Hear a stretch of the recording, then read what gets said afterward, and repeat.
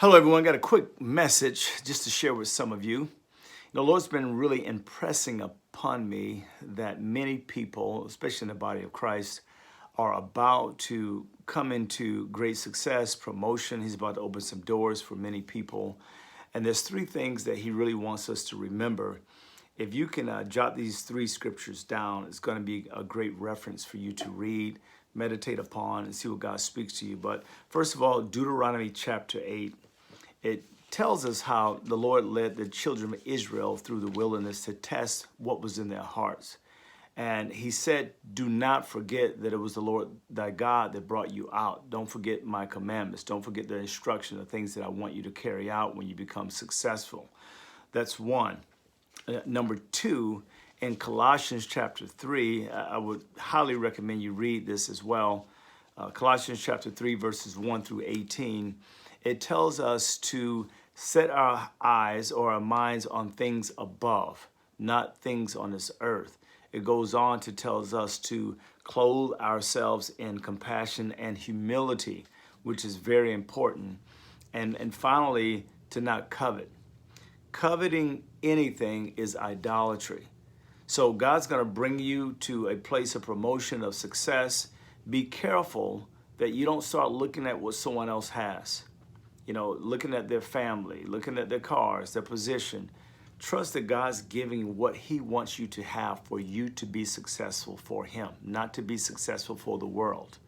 And thirdly, if this happens, go to 1 Peter 5:6 and see what it says about humbling yourself before God.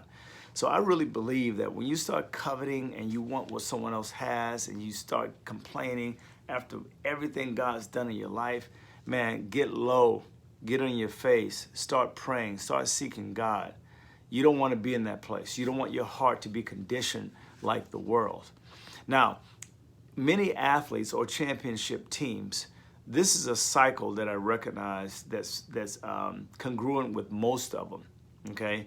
A championship team or an elite athlete has the ability to train hard. They go compete, they win a title, whatever it may be, and then they go back again and start training hard. They forget about what the last accomplishment was, okay? They don't get distracted, nor do they compare themselves necessarily to other people. They just think about, what are my tools? What are my gifts? How can I maximize myself and continue to get myself to the place where I want to be?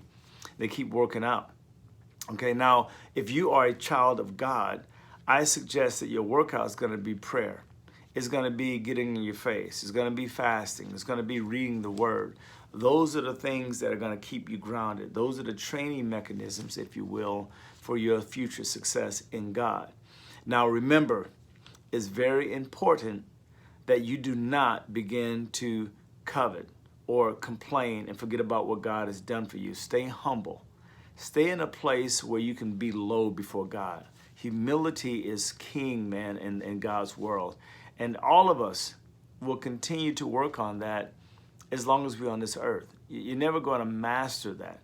So you want to crucify your flesh. Make sure that you're listening to the voice of the Lord. Serve people, give, whatever he's telling you to do to keep you in that place of humility. And I'm telling you, you're going to enjoy the successful seasons. You're going to be content with God and the things that he's called you to do. So I hope this helps you out. If you're that person, man, just go pray. Just get with God alone. You might want to get a friend to pray with you. But I'm just believing, man, it's going to be a great, successful season. But we got to apply those fundamentals that are necessary for us to stay where we want to be in the Lord. You guys have a great day. Bye-bye.